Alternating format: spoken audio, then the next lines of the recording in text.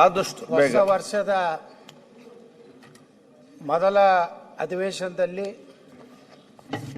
ಕರ್ನಾಟಕದ ರಾಜ್ಯಪಾಲರ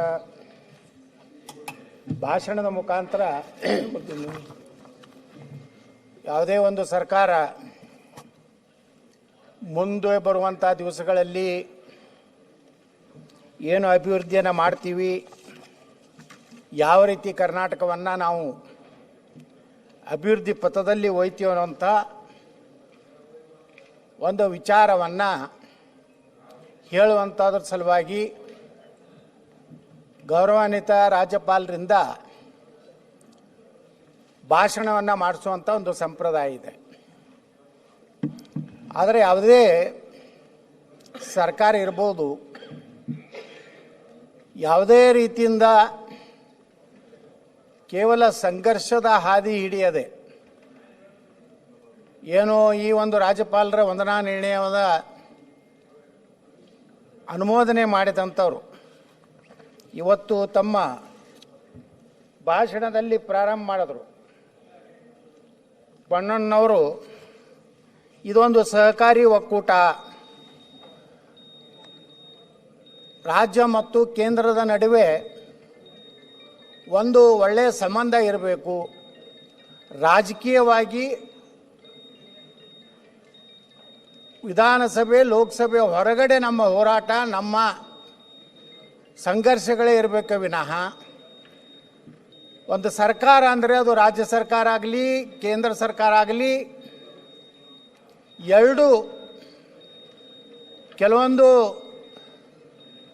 ಸಮಸ್ಯೆಗಳಿದ್ದರೂ ಸಹ ಅದನ್ನು ಯಾವ ಮಟ್ಟದಲ್ಲಿ ಚರ್ಚೆ ಮಾಡಬೇಕು, ಯಾವ ಮಟ್ಟದಲ್ಲಿ ಅದನ್ನು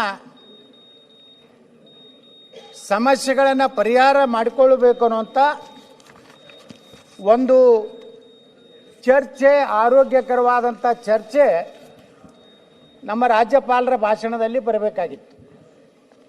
ಅಧ್ಯಕ್ಷರೇ, ಇವತ್ತು ನಮ್ಮ ಸರ್ಕಾರ, ಯಾಕಂದ್ರೆ ನಮ್ಮ ಸರ್ಕಾರ ಅಂತ ಹೇಳ್ತೇನೆ, ಸರ್ಕಾರ ಏನು ನಮ್ಮ ರಾಜ್ಯಪಾಲರಿಂದ ಇವತ್ತು ಭಾಷಣವನ್ನು ಮಾಡಿಸಿದೆ, ಆ ಭಾಷಣದಲ್ಲಿ ನೇರವಾಗಿ ಕೇಂದ್ರ ಸರ್ಕಾರವನ್ನು ಟೀಕೆ ಮಾಡುವುದನ್ನು ಬಿಟ್ಟರೆ, ಗ್ಯಾರಂಟಿಗಳನ್ನು ಹೇಳಿದ್ದನ್ನೇ ಹೇಳ್ಕೊಂಡು ಹೋಗೋದು ಬಿಟ್ಟರೆ, ಈ ರಾಜ್ಯದಲ್ಲಿ ಒಂದು ಅಭಿವೃದ್ಧಿಯ ಸಂಕೇತಗಳನ್ನು ಕೊಡದೆ ಕೇವಲ ಒಂದು ರೀತಿಯ ಘರ್ಷಣೆಯ ಹಾದಿಯಲ್ಲಿ ರಾಜ್ಯ ಮತ್ತು ಕೇಂದ್ರ ಸರ್ಕಾರದ ಅಭಿವೃದ್ಧಿ ಯೋಜನೆಗಳನ್ನು ಸರಿಯಾಗಿ ನಾವು ಉಪಯೋಗ ಮಾಡದೇ ಇದ್ದರೆ ಅಂತಿಮವಾಗಿ ನಮಗೆ ಹಾಕಿದಂಥ ಮತದಾರನಿಗೆ, ನಮ್ಮ ರಾಜ್ಯಕ್ಕೆ ನಾವು ಅನ್ಯಾಯ ಮಾಡಿದಂತ ಆಗ್ತದೆ. ಅಧ್ಯಕ್ಷರೇ, ಸಾಕಷ್ಟು ಸಲ ಇವತ್ತು ಕೇಂದ್ರ ಸರ್ಕಾರ ಮಲತಾಯಿ ಧೋರಣೆ ಮಾಡ್ತಾ ಇದೆ. ಕೇಂದ್ರ ಸರ್ಕಾರ ನಮ್ಮ ಪಾಲಿನ ಹಣವನ್ನು ಕೊಡ್ತಾ ಇಲ್ಲ. ಕೇಂದ್ರ ಸರ್ಕಾರ ನಮ್ಮಿಂದ ತೆಗೆದುಕೊಂಡಂತಹ GST ಇರ್ಬೋದು, ಇನ್ಕಮ್ ಟ್ಯಾಕ್ಸ್, ಅದರ ಪ್ರಕಾರ ಹಣ ಕೊಡ್ತಾ ಇಲ್ಲ ಅನ್ನೋಂಥ ಆರೋಪವನ್ನು ಯಾವಾಗಲೂ ಆಡಳಿತ ಪಕ್ಷ ಕಾಂಗ್ರೆಸ್ ಪಕ್ಷ ಮಾಡ್ಕೊತ ಬಂದಿದೆ. ಒಂದು ಮಾಹಿತಿಯನ್ನು ನಾನು ಇವತ್ತು ಈ ಸದನಕ್ಕೆ ತಿಳಿಸಲಿಕ್ಕೆ ಬಯಸ್ತಾ ಇದ್ದೀನಿ. ಸನ್ಮಾನ್ಯ ಅಧ್ಯಕ್ಷರೇ, ಡಾಕ್ಟರ್ ಮನಮೋಹನ್ ಸಿಂಗ್ರ ಸರ್ಕಾರ 10 ವರ್ಷ ಇತ್ತು ದೇಶದಲ್ಲಿ. ಅದರ ನಂತರ ಸನ್ಮಾನ್ಯ ನರೇಂದ್ರ ಮೋದಿಯವರ ಸರ್ಕಾರ 2014ರಿಂದ 2024, ಈ ಎರಡೂ ಸರ್ಕಾರಗಳಲ್ಲಿ 10 ವರ್ಷದಲ್ಲಿ ಎಷ್ಟು ಕರ್ನಾಟಕಕ್ಕೆ ಹಣ ಬಂದಿದೆ. ಇವತ್ತು ಡಾಕ್ಟರ್ ಮನಮೋಹನ್ ಸಿಂಗ್ ಸರ್ಕಾರ ಇದ್ದಂಥ ಕಾಲದಲ್ಲಿ ತೆರಿಗೆ ಪಾಲು ಟ್ಯಾಕ್ಸ್ ಡಿವಲ್ಯೂಷನ್ ಬಂದಿದ್ದು 81,795 ಕೋಟಿ, ಗ್ರಾಂಟ್ಸ್ ಇನ್ ಏಡ್ 60,779 ಕೋಟಿ. ಅಂದರೆ ಅಧ್ಯಕ್ಷರೇ, 10 ವರ್ಷ ಮನಮೋಹನ್ ಸಿಂಗ್ ಸರ್ಕಾರದಲ್ಲಿ 1,42,574 ಕೋಟಿ ರೂಪಾಯಿ ಬಂದಿದೆ. ಅದೇ ನರೇಂದ್ರ ಮೋದಿಯವರ ಸರ್ಕಾರದಲ್ಲಿ 2014ರಿಂದ 24ರವರೆಗೆ ನಮ್ಮ ರಾಜ್ಯಕ್ಕೆ ತೆರಿಗೆ ಪಾಲು 2,93,000 ಕೋಟಿ ರೂಪಾಯಿ.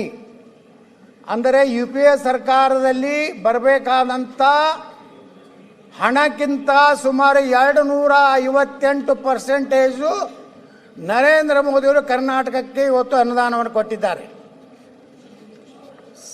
ಏನು ಗ್ರ್ಯಾಂಟ್ಸ್ ಇನ್ ಏಟದಲ್ಲಿ ಸುಮಾರು 2,26,000 ಕೋಟಿ ಅಭಿವೃದ್ಧಿಗಾಗಿ ಕರ್ನಾಟಕಕ್ಕೆ ಹಣ ಕೊಟ್ಟಿದ್ದಾರೆ.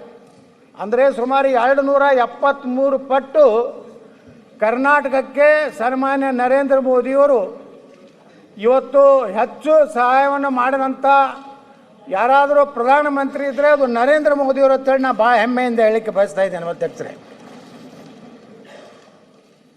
UPA ಸರ್ಕಾರದಲ್ಲಿ ಬಂದಂಥ ಒಟ್ಟು ಅಭಿವೃದ್ಧಿ ಹಣ 1,42,574 ಕೋಟಿ. ನರೇಂದ್ರ ಮೋದಿಯವರು 10 ವರ್ಷದಲ್ಲಿ ಬಂದಂಥ ಅಭಿವೃದ್ಧಿ ಹಣ 5,19,000 ಕೋಟಿ. ಇದು ಅಂಕೆ ಸಂಖ್ಯೆಗಳು ಕೇಂದ್ರ ಸರ್ಕಾರ ಕೊಟ್ಟಂಥ ಅಂಕೆ, ಏನು ನನ್ನ ಮನೆಯಲ್ಲಿ ತಯಾರು ಮಾಡೋದಂಥದ್ದಲ್ಲ. ಇವತ್ತು ನರೇಂದ್ರ ಮೋದಿಯವರ ಬಗ್ಗೆ ಆಗಲಿ ಕೇಂದ್ರ ಸರ್ಕಾರದಲ್ಲಿ ಆಗಲಿ ಇವತ್ತೊಂದು ಸರ್ವೆ ಮಾಡಿದ್ದಾರೆ ಅಧ್ಯಕ್ಷರು, ಇವತ್ತೇ ಬಂದಿದೆ ಪತ್ರಿಕೆಯಲ್ಲಿ. ಇಂದು ಚುನಾವಣೆ ನಡೆದರೆ NDAಗೆ 352 ಸ್ಥಾನಗಳು ಭಾರತದಲ್ಲಿ ಸಿಗ್ತವೆ. ನೀವು ಸುಳ್ಳು ಅಪಪ್ರಚಾರ ಮಾಡಿದ್ರೆ ಈ ದೇಶದ ಜನ ನರೇಂದ್ರ ಮೋದಿಯನ್ನು ಬಿಟ್ಟು ಕೊಡುವಂಥ ಪ್ರಶ್ನೆ ಈ ದೇಶದಲ್ಲಿ ಇಲ್ಲ ಅನ್ನುವಂಥ ಮಾತನ್ನು ನಾನು ಭಾಳ ಸ್ಪಷ್ಟವಾಗಿ ಹೇಳಕ್ಕೆ ಬಯಸ್ತಾ ಇದ್ದೇನೆ. ಇವತ್ತು 352 ಲೋಕಸಭೆಗಳನ್ನು ಗೆಲ್ಲುವುದರ ಮೂಲಕ ಕಾಂಗ್ರೆಸ್ ಮತ್ತೆ ಕೇವಲ 80 ಸೀಟ್ಗಳು ಗೆಲ್ಲಲಿಕ್ಕೆ ಸಾಧ್ಯ ಇದೆ ಅನ್ನುವಂಥ ಮಾತನ್ನು ಇವತ್ತು ಹೇಳಿದ್ದಾರೆ. ಆದರೆ ಅನೇಕರು ನಮ್ಮ ಭಾರತೀಯ ಜನತಾ ಪಾರ್ಟಿ ಮಿತ್ರರು ಕೇಂದ್ರ ಸರ್ಕಾರವನ್ನು ನರೇಂದ್ರ ಮೋದಿಯವರನ್ನು ಹೊಗಳೋದು. ಹಾಗಾದರೆ ಕರ್ನಾಟಕದಲ್ಲಿ ಯಾಕೆ ನರೇಂದ್ರ ಮೋದಿಯವರ ಮಾಡೆಲನ್ನು ಅನ್ವಯವನ್ನು ನಮ್ಮ ಭಾರತೀಯ ಜನತಾ ಪಾರ್ಟಿ ಅನ್ವಯಿಸಲಿಲ್ಲ? ಇಲ್ಲಿ ಸಾಕಷ್ಟು ಭ್ರಷ್ಟಾಚಾರ, ಸರಿಯಾದ ಆಡಳಿತ ಇಲ್ಲಾರ್ದಕ್ಕೆ ಬರೀ ನರೇಂದ್ರ ಮೋದಿಯವರು ಬರೀ ಕೇವಲ ಕೇಂದ್ರ ಸರ್ಕಾರಕ್ಕಲ್ಲ, ರಾಜ್ಯದಲ್ಲಿಯೂ ನರೇಂದ್ರ ಮೋದಿ ಅಂತ ಒಂದು ಸರ್ಕಾರ ಈ ರಾಜ್ಯದಲ್ಲಿ ಬರಬೇಕನ್ನುತ್ತಾ ಜನರ ಅಪೇಕ್ಷೆ ಇತ್ತು. ಆದರೆ ನರೇಂದ್ರ ಮೋದಿಯವರನ್ನು ಹೋಲುವಂಥವ್ರು ಕರ್ನಾಟಕ ರಾಜ್ಯದಲ್ಲಿ ಕೆಲಸ ಮಾಡದೇ ಇರೋದು ಪರಿಣಾಮವಾಗಿ ಇಲ್ಲಿ 56 ಸೀಟಿಗೆ ನಾವು ಬಂದು ಕೂತಿದ್ದೀವಿ. ಕೇವಲ ಕೇಂದ್ರ ಸರ್ಕಾರ ಹೊಗಳೋದ್ರಿಂದ ಹೊಟ್ಟೆ ತುಂಬುವುದಿಲ್ಲ. ಇವತ್ತು ನಮ್ಮ ರಾಜ್ಯದ ಮುಖ್ಯಮಂತ್ರಿಗಳು ಭಾಳ ಅನುಭವಿಗಳಿದ್ದಾರೆ, ಅನೇಕ ಹಿರಿಯ ಸಚಿವರು ಅದ್ದಾರೆ. ಅವರು ಈ ಅವಧಿ ಇಲ್ಲ ಅಥವಾ ಮುಂದಿನ ಅವಧಿ ರಾಜಕೀಯದಿಂದ ವಿಶ್ರಾಂತಿ ಜೀವನಕ್ಕೆ ಹೋಗ್ಬೋದು. ಆದರೂ ಒಂದು ವಿನಂತಿಯನ್ನು ಮಾಡ್ಕೋತೀನಿ, ಇವತ್ತು ಹೋಗುವ ಕಾಲದಲ್ಲಿ ರಾಜ್ಯದ ಜನರಿಗೆ ಇವತ್ತು ನ್ಯಾಯಯುತವಾಗಿ ಸಿಗಬೇಕಾದಂಥ ಅಭಿವೃದ್ಧಿ ಆಗಲಿ ಘರ್ಷಣೆ ಇರಲಾರ್ದೇ ಇವತ್ತು ನಮ್ಮ ರಾಜ್ಯದ ಅಭಿವೃದ್ಧಿಯನ್ನು ಮಾಡಬೇಕಾದಂಥ ಜವಾಬ್ದಾರಿ ಭಾಳ ದೊಡ್ಡ ಜವಾಬ್ದಾರಿ ಇದೆ. ಆದರೆ ಅದು ಆಗ್ತಾಯಿಲ್ಲ ಅಧ್ಯಕ್ಷರೇ. ಇವತ್ತು ನೋಡಿ, ನಿನ್ನೆ ಗುತ್ತಿಗೆದಾರರ ಸಂಘದವರು ಪತ್ರಿಕಾಗೋಷ್ಠಿಯನ್ನು ಮಾಡಿ ಏನು ಹೇಳ್ತಾರೆ ಅಂದರೆ, ನಿನ್ನೆನೆ kickbacks doubled under your government, contractors write to Siddu. ಈ ರೀತಿ ಭ್ರಷ್ಟಾಚಾರ ದಿನದಿಂದ ದಿನಕ್ಕೆ ಒಂದು ಸರ್ಕಾರದಿಂದ ಒಂದು ಸರ್ಕಾರಕ್ಕೆ ಏರ್ತಾನೆ ಹೋಗ್ತಾ ಇದೆ. ಅವಾಗ ಬೊಮ್ಮಾಯಿ ಸರ್ಕಾರ ಇದ್ದಾಗ 40% ಸರ್ಕಾರ 40 CM ಸರ್ಕಾರ ಅಂತೇಳಿ ಅಪವಾದ ಮಾಡ್ತಿದ್ರು, ಟೀಕೆ ಮಾಡ್ತಿದ್ರು. ಒಂದು ಮುಖ್ಯಮಂತ್ರಿ ಹುದ್ದೆಗೆ ಯಾರೇ ಆಗಲಿ ಏನು ಗೌರವ ಕೊಡೋದೇ ಬೊಮ್ಮಾಯಿಯವರನ್ನು ಅಪಮಾನ ಮಾಡುವಂಥದ್ದು, ರೋಡ್ಗಳಲ್ಲಿ ಕಾಂಪೌಂಡಿಗೆ ಬೀದಿಯಲ್ಲಿ ಈ ರಾಜ್ಯದ ಮುಖ್ಯಮಂತ್ರಿಗಳ ಹರಾಜನ ಮಾಡುವಂಥ ಪರಿಸ್ಥಿತಿ ಈ ರಾಜ್ಯದಲ್ಲಿ ನಾವು ನೋಡಿದ್ದೀವಿ. ಈಗ ಅವರೇ ಅಧಿಕಾರಕ್ಕೆ ಬಂದಿದ್ದಾರೆ. ಅವರೇ ಕುರ್ಚಿ ಮೇಲೆ ಕೂತಿದ್ದಾರೆ. ಆ 40% ಅಂತ ನೀವೇನು ಹೇಳ್ತಾ ಇದ್ರಲ್ಲ, ಆ 40ರಿಂದ 100% ಭ್ರಷ್ಟಾಚಾರ ಅಂತ ಹೋಗೋದು ಸಾಧ್ಯ ಇಲ್ಲ. ಇದನ್ನು ಯಾರೂ ನಾನು 100% ಒಳ್ಳೆಯ ಸರ್ಕಾರ ಕೊಡ್ತೀನಿ ಅನ್ನೋಂಥ ಪರಿಸ್ಥಿತಿ ರಾಜ್ಯದಲ್ಲಿ ಯಾರ್ದೂ ಇಲ್ಲ. ನಾವು ಒಪ್ಕೋತೀನಿ. ಆದರೆ 40% ಅಂತ ನೀವೇ ಏನು ಟೀಕೆ ಮಾಡಿದ್ರಲ್ಲ, ಅದಕ್ಕಿಂತ ಕಡಿಮೆ ಮಾಡುವಂಥ ಪ್ರಯತ್ನ ಏನು ಮಾಡಿದ್ರಿ? ಅವಾಗ ಯಾರೋ ಒಬ್ಬ ಕಾಂಟ್ರಾಕ್ಟ್ ಗುತ್ತಿಗೆದಾರ ದಿನಾಲೂ BJP ವಿರುದ್ಧ, ಅವಾಗ ಎಷ್ಟು ಅವ್ರ ಬಗ್ಗೆ ಕಳಕಳಿ. ಆ ಗುತ್ತಿಗೆದಾರ ಅಧ್ಯಕ್ಷ ಕೆಂಪೇಗೌಡ ಏನೋ ಇದೆ ಅವ್ರ ಹೆಸರು, ಕೆಂಪಣ್ಣನವ್ರ ಬಗ್ಗೆ ನಮ್ಮ ಮುಖ್ಯಮಂತ್ರಿಗಳು, ಅಂದಿನ ವಿರೋಧ ಪಕ್ಷದ ನಾಯಕರು ಮತ್ತು ಕಾಂಗ್ರೆಸ್ ಅಧ್ಯಕ್ಷರು ಎಷ್ಟೋರಿಗೆ ಗೌರವ ಕೊಟ್ಟು ಕೆಂಪಣ್ಣ ಹೇಳಿದ್ದಾರೆ 40% ಇದೆ, ಈ ಭ್ರಷ್ಟ ಸರ್ಕಾರ, ಅಯೋಗ್ಯ ಸರ್ಕಾರ ಅಂತ ಹೇಳೋರು. ಇವತ್ತು ಅದೇ ಗುತ್ತಿಗೆದಾರ ಸಂಘ ಕೆಂಪಣ್ಣ ಸತ್ತ ಮೇಲೆ ಯಾರು ಬಂದವರು ಗೊತ್ತಿಲ್ಲ, ಮಂಜುನಾಥ್ ಅವರು ಹೇಳಿದ್ದನ್ನು ಸಹ ನೀವು ಒಪ್ಕೋಬೇಕಾಗ್ತದಲ್ಲ. ಎಂದು ಕೆಂಪಣ್ಣನ ನೀವು ಒಪ್ಕೊಂಡಿರಲ್ಲ, ಇವತ್ತು ಮಂಜುನಾಥರು ಭ್ರಷ್ಟಾಚಾರ ನಡೆದಿದ್ದ ಒಪ್ಕೋಬೇಕು. ಮುಖ್ಯಮಂತ್ರಿ ಕರೆದು ಮಾತಾಡಬೇಕು, ಏನಪ್ಪ ಎಲ್ಲೆಲ್ಲಿ ಈ ರೀತಿ ಕರಪ್ಷನ್ ನಡೆದಿದೆ. ಇವತ್ತು ನೋಡಿ ಅಧ್ಯಕ್ಷರೇ, ಏನು ಇವತ್ತು ಎಷ್ಟು ಇವತ್ತು ನಮ್ಮ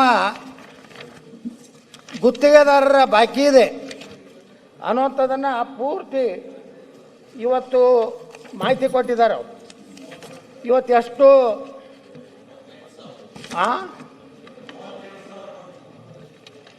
38,000 ಕೋಟಿ ರೂಪಾಯಿ ಇವತ್ತು ಬಾಕಿ ಇದೆ.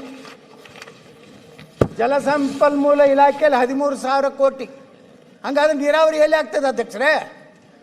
ಕೃಷ್ಣಗೆ ಅಂತ ನ್ಯಾಯ ಸಿಗ್ತದೆ, ಕಾವೇರಿಗೆ ಅಂತ ನ್ಯಾಯ ಸಿಗ್ತದೆ.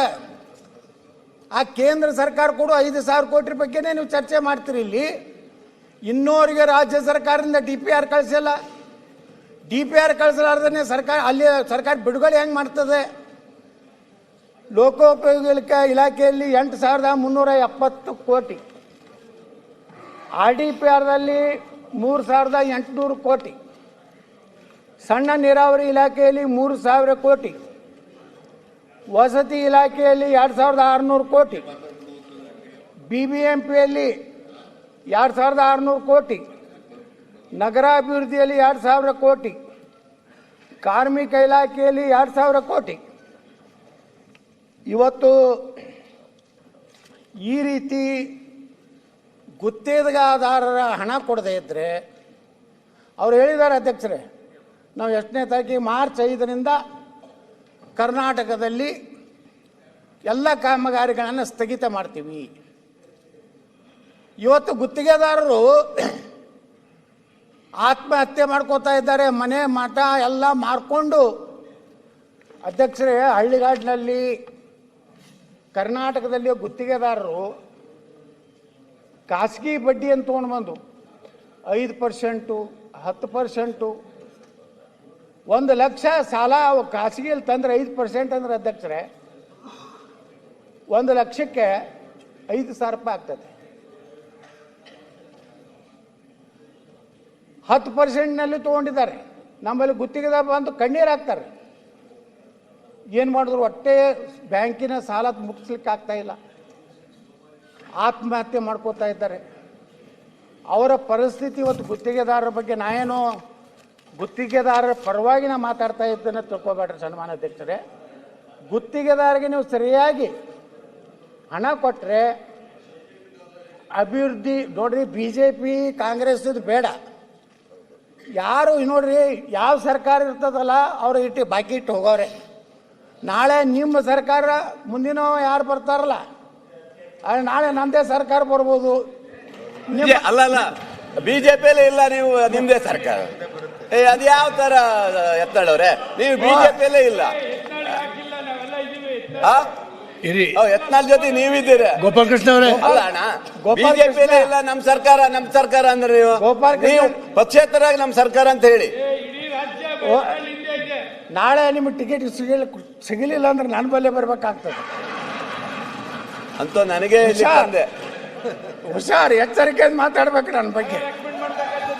ಅಲ್ಲ, ನಾನು ಹೇಳಿದ್ದು ಅಧ್ಯಕ್ಷರೇ, ನಮ್ಮ ಸರ್ಕಾರ ಬಂದ್ರೆ ಅಂದ್ರಲ್ಲ, ಅದಕ್ಕೆ ಹೇಳಿದ್ದ. ಇಲ್ಲ ನೋಡಿ, ಸರ್ಕಾರ ಅದು ಕಾಂಗ್ರೆಸ್ ಇರಲಿ, BJP ಇರಲಿ, ಜನತಾದಳ ಇರಲಿ, ಬರೀ ನಾವು ಹಿಂದಿನ ನೆಪ ಮಾಡ್ಕೊಂಡು ಕುಂಡ್ರೋದಲ್ಲ. ಇವತ್ತು ನಮ್ಮ ಹಿಂದಿನ ಸರ್ಕಾರ ಯಾವ ರೀತಿ ಇದನ್ನ ಗುತ್ತಿಗೆದಾರರ ನೀವು ಹಣವನ್ನು ಪಾವತಿ ಮಾಡ್ತೀರಿ, ನಾಳೆ ಮಾರ್ಚ್ ಅನ್ನೋದ್ರ ಒಳಗಾಗಿ ಇದೇನು ನಮ್ಮ 38,000 ಕೋಟಿ ರೂಪಾಯಿ ನೀವು ಅವರ ಹಣ ಕೊಟ್ಟರೆ ಸನ್ಮಾನ್ಯ ಮುಖ್ಯಮಂತ್ರಿಗಳು ಈ ರಾಜ್ಯದಲ್ಲಿ ಕೆಲಸಗಳು ಪ್ರಾರಂಭ ಆಗ್ತವೆ. ನೀವು ಏನು ಮಾಡ್ತೀರಿ ನೋಡಿ, ಏನಾಗ್ಬಿಟ್ಟಿದೆ ಇವತ್ತು LOCಗೂ ಕಮಿಷನ್ ಕೊಡಬೇಕು, ಟೆಂಡರ್ ಬರೀ ಅದನ್ನೇ ನಿಮ್ಮದೇ ಬಿಡ್ರಿ. ನೀವು ಮಾಡಿರಿ, ನಾವು ಮಾಡಿವಿ, ನಾವು ಮಾಡಿಲ್ಲ ಅಂತ ಹೇಳಿಲ್ಲ, ನಾವು ಭಾಳ ಪ್ರಾಮಾಣಿಕರಿದ್ದೀವಿ ಅಂತೇನು ಹೇಳಿಲ್ಲ. ನಾ ಹೇಳಿದೆ ಈಗ ಕೆಲವೊಂದು ಮಂದಿ ನರೇಂದ್ರ ಮೋದಿ ಅವ್ರನ್ನ ಹೊಗಳಿದ್ರು. ಹಾಗಾದ್ರೆ ನೀವು ಕರ್ನಾಟಕದಾಗ ಯಾಕೆ ಮಾಡಲಿಲ್ಲಪ್ಪ, ನರೇಂದ್ರ ಮೋದಿ ಅಂತ ಸರ್ಕಾರ ಯಾಕೆ ಕೊಡಲಿಲ್ಲ ರಾಜ್ಯದಾಗ? ಕೊಟ್ಟಿದ್ರೆ 20 ವರ್ಷ ನಮ್ಮ ಸಿದ್ದರಾಮಯ್ಯನವ್ರು ಮುಖ್ಯಮಂತ್ರಿನೇ ಆಗ್ತಿದ್ರು, ನಾವೇ ಇರ್ತಿದ್ವಿ.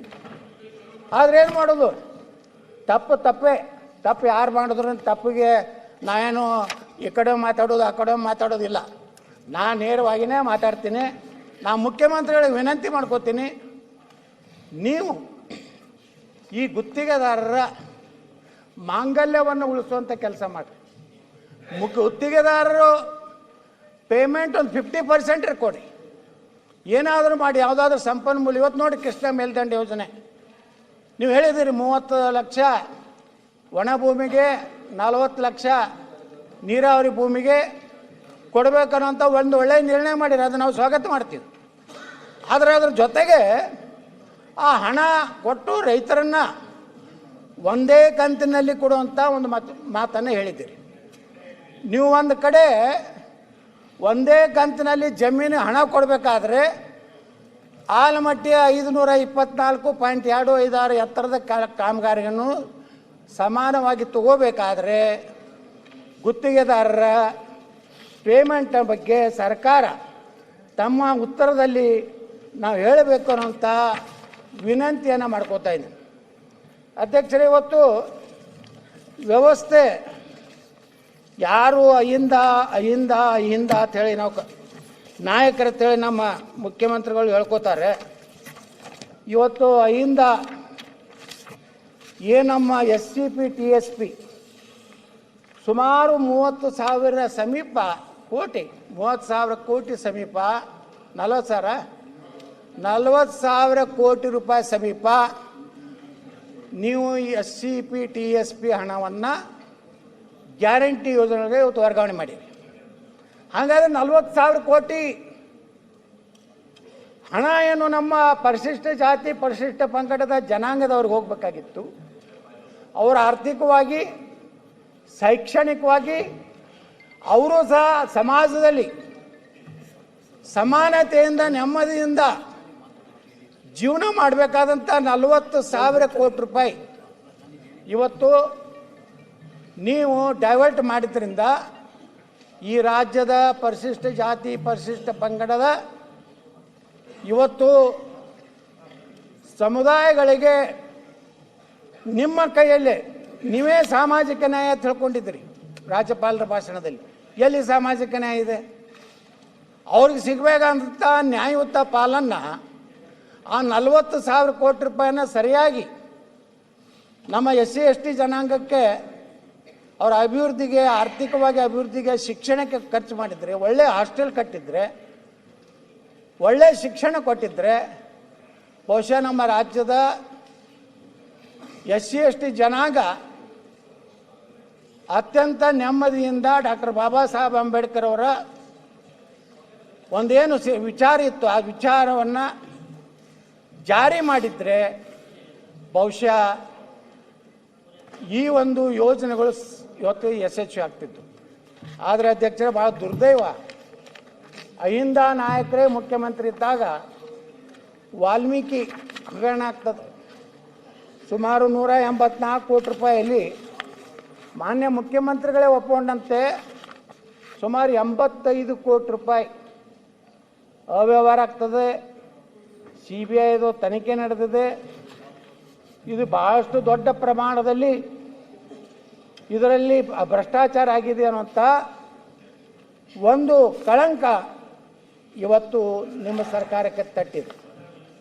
ಕಾರ್ಮಿಕರ ಕಿಟ್ ಹಗರಣ ಆಯಿತು, ದಲಿತ ಮಹಿಳೆಗಳ ಮೇಲೆ ದೌರ್ಜನ್ಯ, ಜನಸಾಮಾನ್ಯರಿಗಂತರೂ ಇವತ್ತೆಲ್ಲ ಹಗರಣಗಳು ನೋಡ್ರಿ ಅಧ್ಯಕ್ಷರ, ಮೂಢ ಹಗರಣ, ವಾಲ್ಮೀಕಿ ಹಗರಣ, ವಸತಿ ಹಗರಣ, ನರೇಗಾ ಹಗರಣ, ಕಾರ್ಮಿಕ ಕಿಟ್ ಹಗರಣ, ಜನರಿಗಂತರೂ ದಿನಾಲೂ ಒಂದೊಂದು ಟ್ಯಾಕ್ಸು, ಪೆಟ್ರೋಲು, ಡೀಸೆಲು, ವಿದ್ಯುತ್ತು, ನಂದಿನಿ ಹಾಲು, ಆಲ್ಕೋಹಾಲು, ಆಸ್ತಿ ನೋಂದಣಿ ಶುಲ್ಕ, ದಿನಬಳಕೆ ವಸ್ತುಗಳು, ಸಾರಿಗೆ ದರ, ಸರ್ಕಾರಿ ಆಸ್ಪತ್ರೆಗಳ ಸೇವಾ ಶುಲ್ಕ, ಆಸ್ತಿ ಮುದ್ರಾಂಕ ಶುಲ್ಕ, ಆಸ್ತಿ ತೆರಿಗೆ, ನೀರಿನ ಬಿಲ್ಲು, ಮರಳು, ಗಣಿಗಾರಿಕೆ ಶುಲ್ಕ, ಕಸದ ಮೇಲೆ ತೆರಿಗೆ, ಅದನ್ನೂ ಬಿಡಲಿಲ್ಲ, ಕಸದ ಮೇಲೂ ಸಹ ತೆರಿಗೆ ಹಾಕುವಂಥ ಸರ್ಕಾರ ಇವತ್ತು ಆಯಿತು ಅನ್ನೋಂಥ ಪರಿಸ್ಥಿತಿ ಇವತ್ತು ಈ ರಾಜ್ಯದಲ್ಲಿ ಇವತ್ತು ನಿರ್ಮಾಣ ಆಗಿದೆ. ಇವತ್ತು ಅಧ್ಯಕ್ಷರ ರಾಜ್ಯದಲ್ಲಿ ಸುಮಾರು 2 ಲಕ್ಷ ಸರ್ಕಾರ ಕೊಟ್ಟಂಥ ಒಂದು ಅಂಕಿ ಸಂಖ್ಯೆಗಳ ಪ್ರಕಾರ ಸುಮಾರು 2,82,000 ಸರ್ಕಾರಿ ಹುದ್ದೆಗಳು ಇವತ್ತು ಖಾಲಿ ಇವೆ. ಆದರೆ ಈ 2,82,000 ಹುದ್ದೆಗಳನ್ನು ತುಂಬುವಂಥ ಪ್ರಾಮಾಣಿಕ ಪ್ರಯತ್ನ ಈ ಸರ್ಕಾರದಿಂದ ಆಗ್ತಾ ಇಲ್ಲ. ಇವತ್ತು ಲಕ್ಷಾಂತರ ನಿರುದ್ಯೋಗಿ ಯುವಕರು ಇವತ್ತು ಧಾರವಾಡದಲ್ಲಿ ಹೋರಾಟ ಮಾಡಿದ್ರು. ಮುಂದೆ ಬೆಳಗಾವಿಯಲ್ಲಿ ಮಾಡದಂತೆ ಯಾವುದೇ ಜಿಲ್ಲೆಯಲ್ಲಿ ನಿರುದ್ಯೋಗ ಯುವಕರು ಹೋರಾಟ ಮಾಡ್ತೀನಿ ಅಂದರೆ ಅದನ್ನು ಪೊಲೀಸ್ ಬಲ ಉಪಯೋಗ ಮಾಡಿ ಇವತ್ತು ಅವರ ಒಂದು ನಿರುದ್ಯೋಗಿ ಯುವಕರು ಉದ್ಯೋಗ ಸಲುವಾಗಿ ಅವರ ಹೋರಾಟವನ್ನು ಹತ್ತಿಕ್ಕುವಂಥ ಕೆಲಸ ಈ ರಾಜ್ಯದಲ್ಲಿ ಆಯಿತು. ಮಹಿಳೆಯರ ಮೇಲೆ, ಮಕ್ಕಳ ಮೇಲೆ ನಿರಂತರವಾಗಿ ದೌರ್ಜನ್ಯ, ಅತ್ಯಾಚಾರ ಈ ರಾಜ್ಯದಲ್ಲಿ ನಡೀತಾ ಇದೆ. ಬಾಣಂತಿಯರ ಸಾವು, ಪ್ರತಿಷ್ಠೆಗಾಗಿ RCB ಅಭಿಮಾನಿಗಳ ಬಲಿ, ಬ್ಯಾಂಕುಗಳ ಲೂಟಿ, ಹಾಡೋಗಲೇ ದರೋಡೆಗಳು, ಸನಾತನ ಧರ್ಮದ ಕಾರ್ಯಕ್ರಮಗಳ ಕಲ್ಲು ತೂರಾಟ, ಬೆಂಗಳೂರಿನಲ್ಲಿ ಜಯನಗರ ತೇರು ಇಳಿಯುವಾಗ ಮಾಲಾಧಾರಿಗಳ ಮೇಲೆ ಕಲ್ಲೆಸೆತ, ಬೆಂಗಳೂರು ನಗರದಲ್ಲಿ ಕಿಲ್ಲರ್ ಗುಂಡಿಗೆ 558 ಜನ ಬಲಿ, ರಾಜ್ಯದಲ್ಲಿ ಸುಮಾರು 1,585 ರೈತರ ಆತ್ಮಹತ್ಯೆ, ರಾಜ್ಯದಲ್ಲಿ ಕನ್ನಡ ಸರ್ಕಾರಿ ಶಾಲೆಗಳಿಗೆ ಸರಿಯಾದ ಶಾಲಾ ಕೋಣೆಗಳ ವ್ಯವಸ್ಥೆ ಇಲ್ಲಾರ್ದಂಥ ಅಧೋಗತಿಗೆ ಇಳಿದಂಥ ಪರಿಸ್ಥಿತಿ. ಇವತ್ತು IT-BT ಕಂಪ್ನಿಗಳ ಬಗ್ಗೆ ಈ ರಾಜ್ಯದ ಉಪಮುಖ್ಯಮಂತ್ರಿಗಳು ಏನು ಬೇಕಾದ ಬಾಯಿಗೆ ಬಂದಂಗೆ ಏನು ಒಂದು ಉಪಮುಖ್ಯಮಂತ್ರಿಯಾಗಿ ಎಷ್ಟು ಗೌರವಯುತವಾಗಿ ಯಾವುದೇ ಒಂದು ಜನರ ಬೇಡಿಕೆ ಬಂದಾಗ ಅಧ್ಯಕ್ಷರೇ ಗೌರವಯುತವಾಗಿ ಮಾತಾಡುವಂಥದ್ದು ಇಲ್ಲ. ಈ ಒಂದು ಕಡೆ ಹೇಳ್ತಾರೆ ನೀವು ಅಜೀಂ ಪ್ರೇಮ್ಜಿ ಅವರು ಸುಮಾರು 1,500 ಕೋಟಿ ರೂಪಾಯಿ ಇವತ್ತು ಮೊಟ್ಟೆ ಖರೀದಿಗೆ ಈ ರಾಜ್ಯ ಸರ್ಕಾರಕ್ಕೆ ಸಹಾಯ ಮಾಡಿದ್ದಾರೆ. ಅವರಿಗೆ ನೀವು ಹೇಳ್ತೀರಿ ಕಿರಣ್ ಮಜುಮ್ದಾರ್ ಅವ್ರಿಗೆ ಏನು ಮೋಹನ್ ದಾಸ್ ಪೈ ಅವರಿಗೆ ಹುಷಾರ್, ಭಾಳ ಮಾತಾಡಿದ್ರೆ ಕಿತ್ಕೊಂಡು ಹೋಗ್ತಿದ್ರು ಹೋಗಿ. ಯಾವುದೋ ಒಂದು ಬಡಾವಣೆಯವರು ನೀರು ಬಿಡಿದ್ರೆ ನನಗೆ ಗೊತ್ತಿದೆ ಇದೆಲ್ಲ ನನ್ನ ಮುಂದೆ ಆಟ ನಡೆಯೋದಿಲ್ಲ, ಗುತ್ತಿಗೆದಾರರಿಗೆ ಬೆದರಿಕೆ.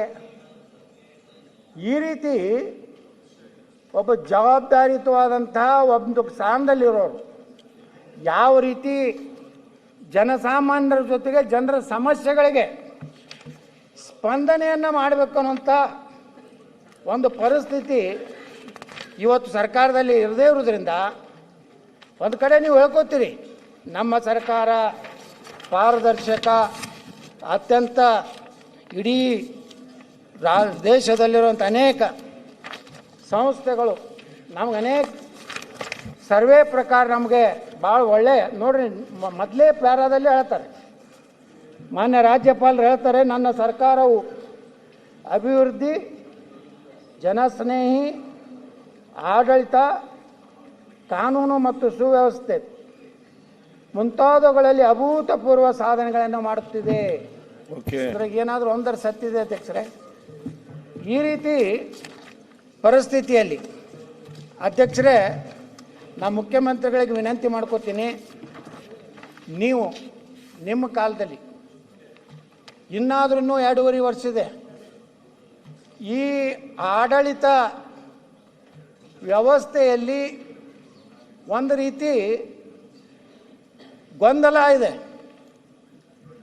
ನವೆಂಬರ್ ಕ್ರಾಂತಿಯೋ, ಡಿಸೆಂಬರ್ ಕ್ರಾಂತಿಯೋ, ಜನವರಿ ಕ್ರಾಂತಿಯೋ, ಯಾವ ಕ್ರಾಂತಿ ಆಗ್ತಿತ್ತೋ ಅಥವಾ ಇಲ್ಲೋ, ಇಲ್ಲಾಂದ್ರೆ ಇದೇ ಮುಖ್ಯಮಂತ್ರಿಗಳು 5 ವರ್ಷ ಪೂರ್ತಿ ಮುಗಿಸ್ತಾರೆ ಅನ್ನೋಂಥದ್ದು ಈ ರಾಜ್ಯದ ಜನರಿಗೆ ಸಂದೇಶ ಹೋದರೆ, ಈ ರಾಜ್ಯದ ಅಧಿಕಾರಿಗಳಿಗೆ ಸಂದೇಶ ಹೋದರೆ ಮಾತ್ರ ಆಡಳಿತದಲ್ಲ ಏನು ಕುಸಿತ ಆಗಿದೆ. ಆಡಳಿತದಲ್ಲಿ ಇವತ್ತು ಅಧಿಕಾರಿಗಳು ಯಾರ ಕಂಟ್ರೋಲ್ನಲ್ಲಿ ಇಲ್ಲ. ಅವರಿಗೆ ಗೊತ್ತು, ಇವತ್ತು ಇವ್ರು ಇರ್ತಾರೆ, ನಾಳೆ ಹೋಗ್ತಾರೆ, ನಾವು ಯಾಕೆ ಕೆಲಸ ಮಾಡೋಣ, ಯಾಕೆ ರಿಸ್ಕ್ ತಗೋಣ ಅನ್ನೋಂಥ ಒಂದು ವಾತಾವರಣ ಏನು ನಿರ್ಮಾಣ ಆಗಿದೆ. ಈ ಒಂದು ರೀತಿಯ ರಾಜ್ಯದಲ್ಲಿ ನೇತೃತ್ವದ ಒಂದು ಪ್ರಶ್ನಾರ್ಥಕ ಚಿಹ್ನೆ ಏನಿದೆ, ಇದರಿಂದ ಕರ್ನಾಟಕದಲ್ಲಿ ಕಾನೂನು ಸುವ್ಯವಸ್ಥೆ ಆಡಳಿತ ಇವತ್ತು ಮುಖ್ಯಮಂತ್ರಿಗಳ ಕೈಯಲ್ಲಿಲ್ಲ. ಯಾಕಂದ್ರೆ ನೋಡಿ ಅಧ್ಯಕ್ಷ, ನಿನ್ನೆ ಒಂದು ಅಪೇಕ್ಷೆ ಬ್ಯಾಂಕ್ ಚುನಾವಣೆಗೆ ಹೈಕಮಾಂಡ್ದವರು ಆದೇಶ ಮಾಡ್ತಾರೆ. ಇದು ರಾಜ್ಯದ ಸಹಕಾರಿ ವ್ಯವಸ್ಥೆಯಲ್ಲಿರುವಂಥ ಒಂದು ಚುನಾವಣೆ. ಇಲ್ಲಿ ಮುಖ್ಯಮಂತ್ರಿಗಳಿದ್ದಾರೆ, ಅದಕ್ಕೆ ಆದಂಥ ಅವರೇ ಸಹಕಾರಿ ಸಚಿವರಿದ್ದಾರೆ. ಇವತ್ತು ಅವರಿಗೆ ಏನು ನಿರ್ಣಯ ತಗೋಬೇಕನ್ನುವಂಥ ಅಧಿಕಾರವನ್ನು ಕಸಿದುಕೊಳ್ಳುವಂಥ ಒಂದು ಹೈಕಮಾಂಡ್ ಇದ್ದರೆ ಒಬ್ಬ ಮುಖ್ಯಮಂತ್ರಿಗಳು ಕೆಲಸ ಹೆಂಗೆ ಮಾಡ್ಲಿಕ್ಕೆ ಆಗ್ತದೆ? ಆ ಪರಿಸ್ಥಿತಿ ಈ ರೀತಿ, ಒಂದು ಉದಾಹರಣೆ ಹೇಳ್ತೀನಿ ನಾನು ಅಪೇಕ್ಷೆ ಬ್ಯಾಂಕಿಂದು.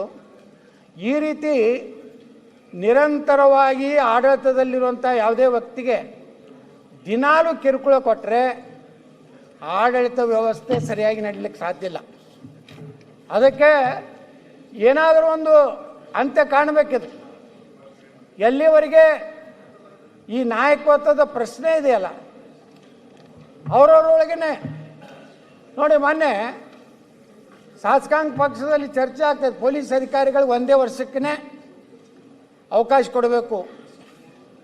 ಯಾವುದೇ ಪೊಲೀಸ್ ಅಧಿಕಾರಿಗಳು ಒಂದು ಪೊಲೀಸ್ ಸ್ಟೇಷನ್ಗೆ ಬಂದರೆ, ಒಂದು ಜಿಲ್ಲೆಗೆ ಬಂದರೆ, ಒಂದು ತಾಲೂಕಿಗೆ ಬಂದರೆ ಅಧ್ಯಕ್ಷರೇ, ಕನಿಷ್ಠ 2 ವರ್ಷ ಅವ್ರು ತಿಳ್ಕೊಲಿಕ್ಕೆ ಬೇಕಾಗ್ತದೆ. ಒಂದು 6 ತಿಂಗಳು ತಿಳ್ಕೊಬೇಕು, ಯಾರು ಏನು, ಯಾರು ರೌಡಿಗಳದಾರ, ಯಾರು ಕ್ರಿಮಿನಲ್ಸ್ ಅದಾರ, ಎಲ್ಲೆಲ್ಲಿ ಏನೇನು ನಡೀತದೆ. ನೀವು ವರ್ಷಕ್ಕೊಮ್ಮೆ ಲಿಲಾವ್ ಮಾಡಬೇಕು, ಪ್ರತಿ ವರ್ಷವೂ ಒಂದು ಹೊಸ PSI ತರಬೇಕು ಅನ್ನೋಂಥ ಬುದ್ಧಿ ಇಟ್ಕೊಂಡ್ರೆ ಪೊಲೀಸ್ ಇಲಾಖೆ ಏನಾಗ್ಬಿಡ್ತದೆ ಅಧ್ಯಕ್ಷರೇ, ಆ ಒಂದು ಶಾಸಕನ ತೃಪ್ತಿ ಮಾಡೋದ್ರಾಗನೇ 1 ವರ್ಷ ಹೋಗ್ತದೆ.